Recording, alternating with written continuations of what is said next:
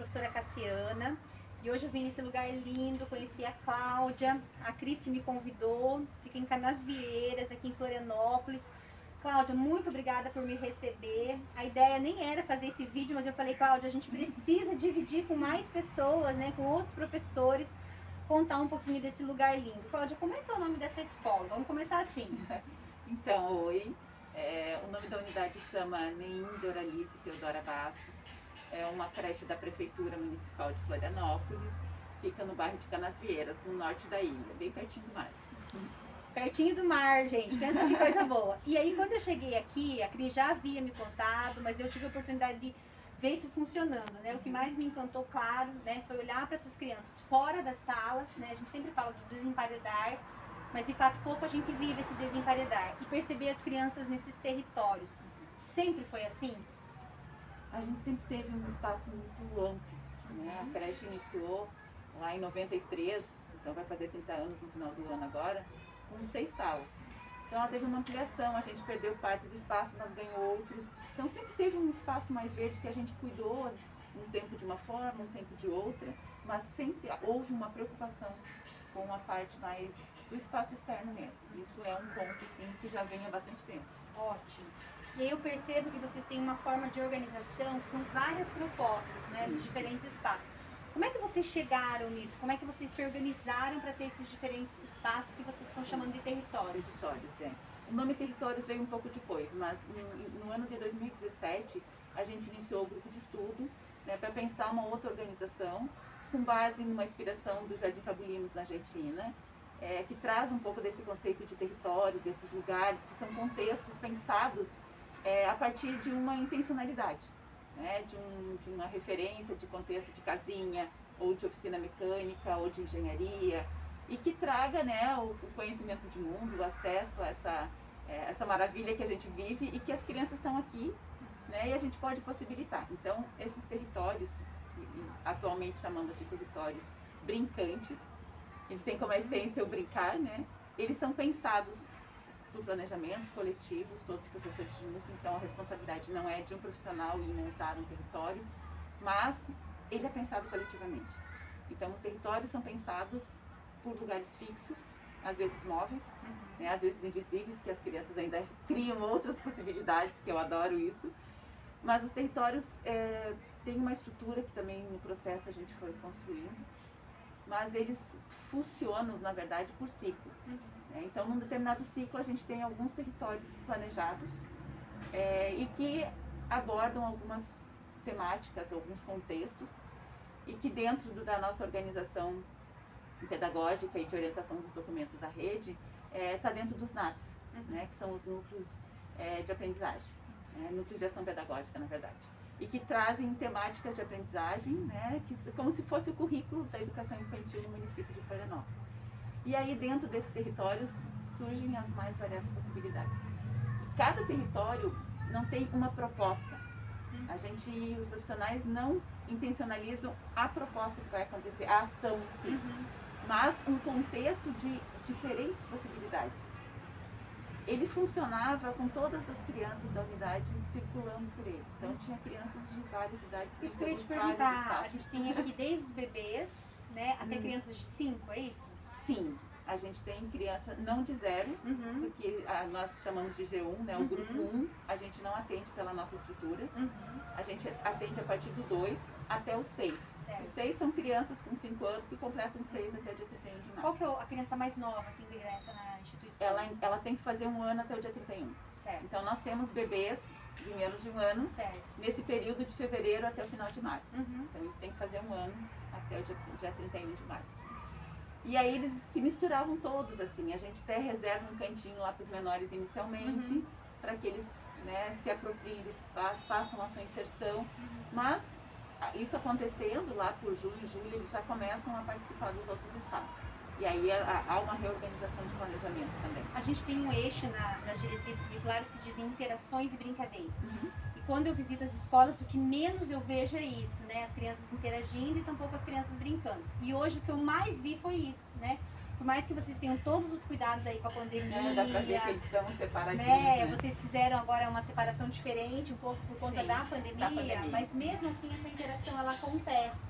Então eu queria que você falasse um pouquinho disso, né? Qual que é a importância dessa interação quando a gente está fora da pandemia, né? Com crianças de diferentes idades. E já emendando aí nessa preocupação que às vezes as pessoas que estão de fora, né, nos assistindo, podem pensar assim, mas como é que eles dão conta? E o conteúdo? E as coisas que têm que ser ensinadas para as crianças, né? Como é que vocês entendem esse processo do currículo na educação infantil? Isso é a coisa mais linda, porque assim, o currículo é a vida. Uhum. Né? Então, assim, a gente vive aqui, vive numa intensidade e num contexto que nos alimenta todo dia e nos faz pensar sobre outros acessos a outros conhecimentos. Então, assim, pensando na primeira questão, né, dessas interações, isso está lá, já é um pensamento nosso há muito tempo, estava dentro do projeto estrutural, que a gente pensava ações bem isoladas.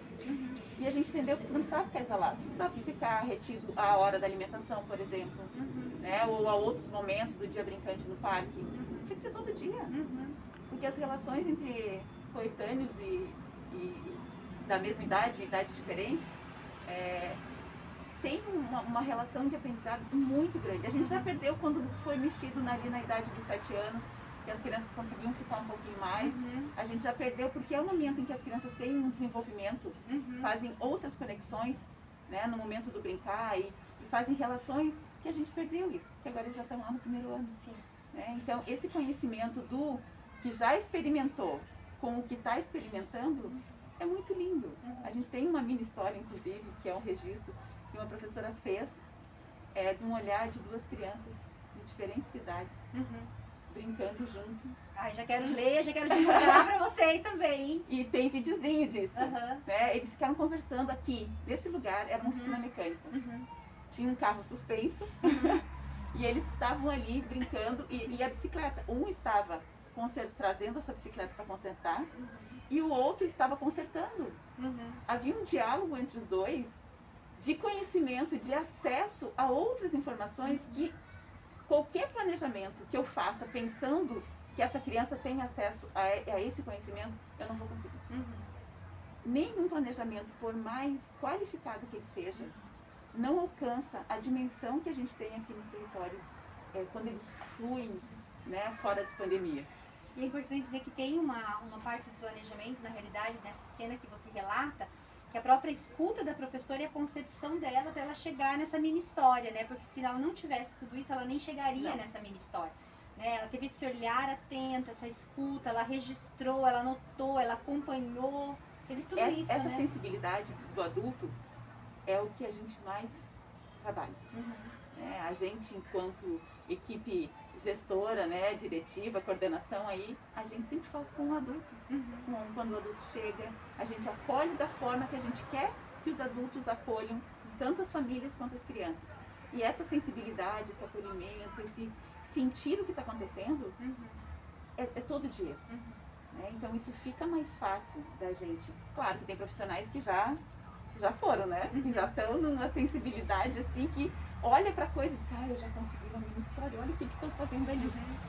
Porque a mini história também veio nessa questão que a sala de café, a sala alternativa que a gente chama aqui, dos professores, era rica de relatos. Mas aonde eles estão? Sabe? Aonde que estão essas histórias que uma criança falou para outra? Tu viu o que ele falou?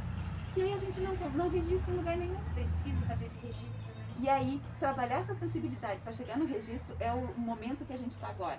Então, através da minha história, a gente está tentando fazer um relato desse cotidiano rico. E essas mini histórias, elas são lidas depois para as crianças? O que vocês fazem depois desse momento? Como é bem recente, veio na pandemia, as mini histórias vieram na pandemia. E as primeiras, desse olhar sensível, veio de um ano posterior. Então, ela disse, mas eu tenho que essa coisa eu vivi, eu vi. Agora só falta colocar no papel. Sim. Né? Mesmo que tenha sido posterior. Mas essa relação de observar o que eu intencionalizei, sem dizer o que tem que ser feito, porque isso pra gente é mais importante. Nós não temos atividades aqui. Nós não planejamos atividades onde as crianças vão fazer algo que o adulto pensou. Eu fiquei aqui hoje a manhã toda, né, observando isso, daí eu fiquei me questionando, assim, então tem um planejamento, tem uma intencionalidade, né? As crianças estão nesses espaços, elas ficam a manhã toda, então pra gente que é o estrangeiro, né, que chega de fora nesse espaço, a gente fica fazendo esses questionamentos. Eu acho importante você, né, contar um pouquinho para nós. As crianças passam a manhã toda nesses espaços, elas ficam meio período, elas vão embora, elas ficam o dia todo. Como é que funciona essa organização?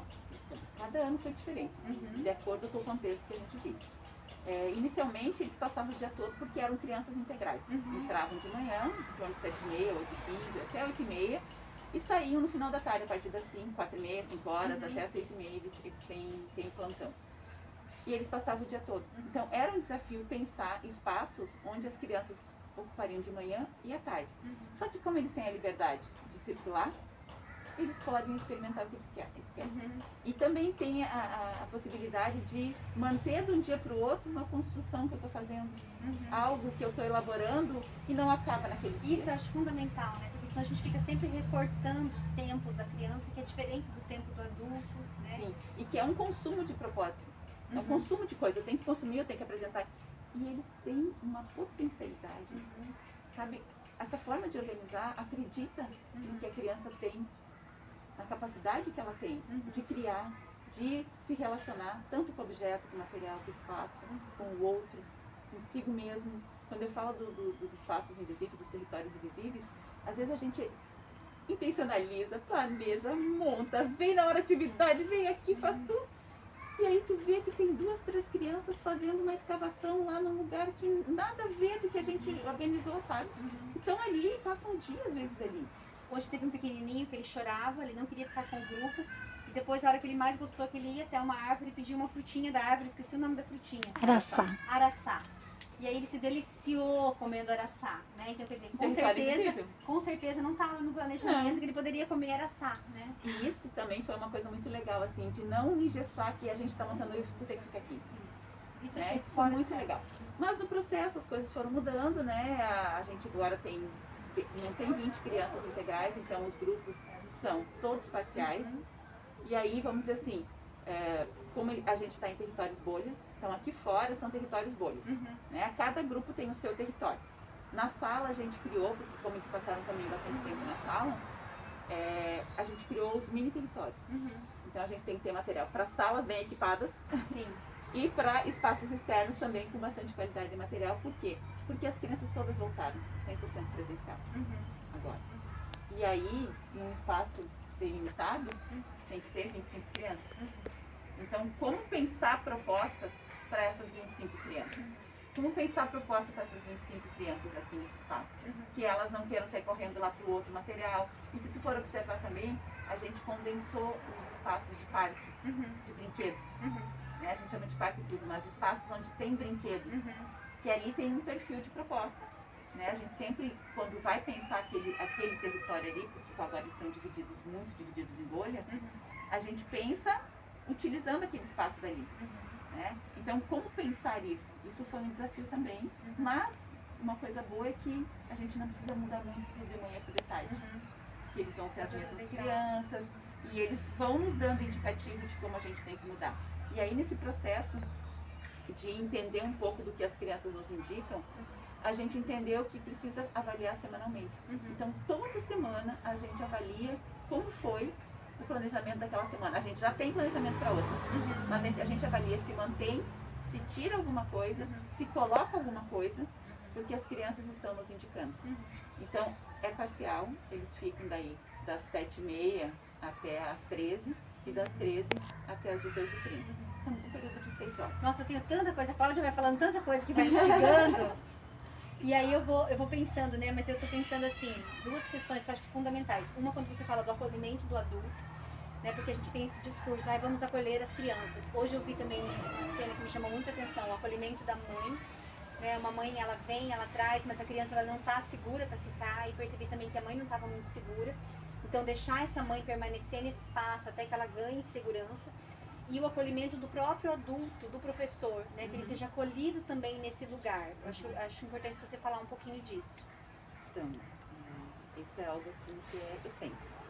Não tem como a gente pensar numa outra organização de trabalho, numa outra forma de olhar para o mundo, se a gente não olhar para a gente mesmo assim. A gente falou, a gente é feliz no que a gente faz aqui, E isso tem que ser gostoso. Eu tenho que dividir com as pessoas que estão a maior parte do tempo da minha vida. Tem que ser bom. Sim. Pode ser. Quantas horas a gente passa no nosso trabalho, pode né? ser pesado. Então, assim, a gente inicia o ano sempre questionando um pouco isso, assim, que lugar é esse? Né? O que a gente veio fazer aqui? Eu escolhi vaga aqui, sim, eu tenho que ter um trabalho, tenho que ter uma renda, né, uma remuneração. Mas por que eu escolhi estar aqui? Aqui no espaço de educação infantil não vai ser leve, não vai. Vai ser bem pesado. Mas esse pesado pode ser fluido, sabe? Onde a gente vai dividir com o outro uma carga que no final tu vê as crianças brincando e fazendo elaborações e te trazendo resultados, às vezes, de uma elaboração que ele fez. Não tem resultado assim que eu digo assim, compreendeu um processo e dizer, olha que coisa linda, eu nem tinha pensado nisso, olha o que ele está fazendo. Então são prazeres de se sentir atingindo os teus objetivos todo dia, toda hora. Eu não preciso pedir para que ele escreva alguma coisa para saber que ele sabe elaborar um pensamento e colocar no papel. A própria movimento de pesquisa, se tu olhar aqui, ó, tem um monte de material de escrita, um monte. Não tem um alfabeto, não tem nada assim que nos diga, ó, nós vamos ensinar as letras agora, nós vamos alfabetizar. Não vamos alfabetizar, nós vamos trabalhar com conhecimento de mundo, que são textos. Para que serve a leitura?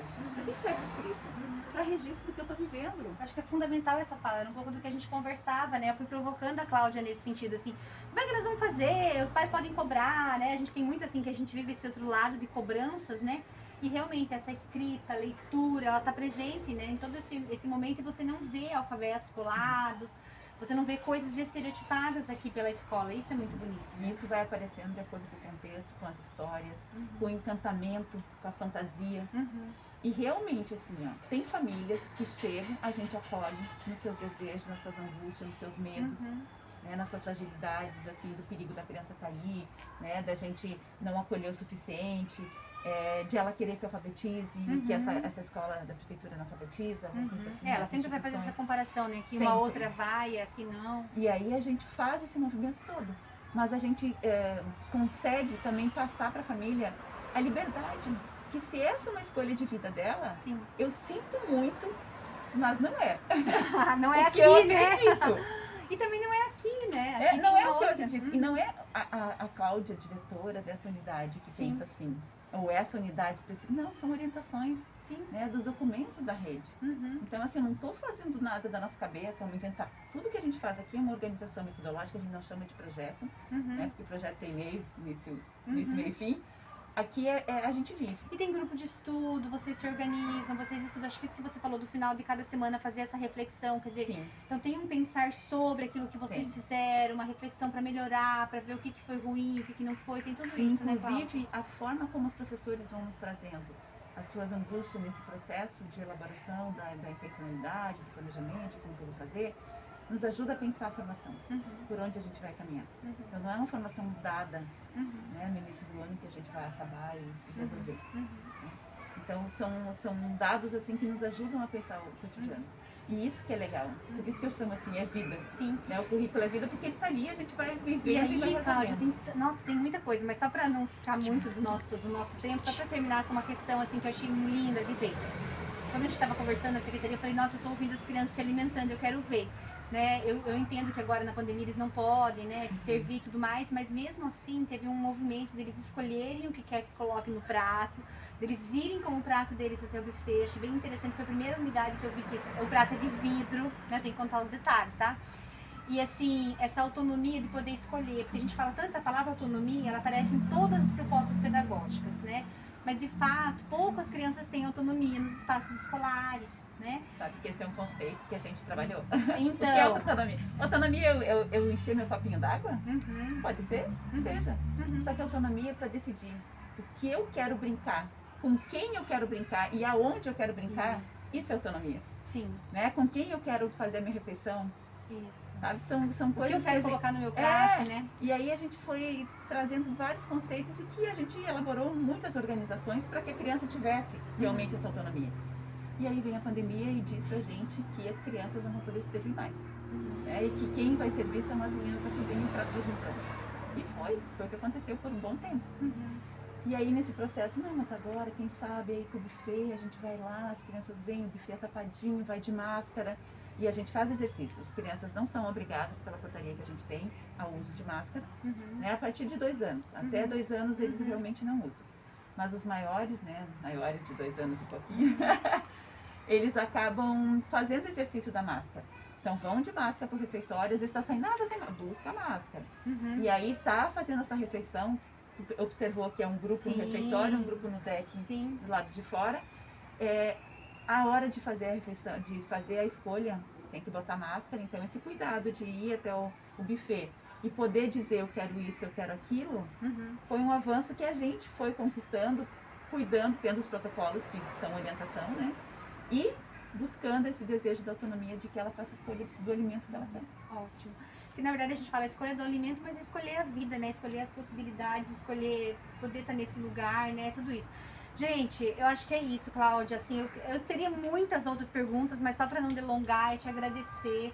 Dizer assim que com certeza as crianças aqui são muito felizes, né? Merecem, mas que o motivo da nossa conversa é porque outras crianças de outros lugares também merecem e isso é possível. É possível. Então, muito obrigada pelo trabalho que vocês fazem aqui e que o trabalho de vocês, de fato, contamine outras pessoas de outros lugares para que outras crianças possam desfrutar de tudo isso. Muito obrigada. Estamos à disposição. Bom, obrigada, tá? viu? Foi um prazer. Amigos do Lado C, inscreva no canal, deixe seu like.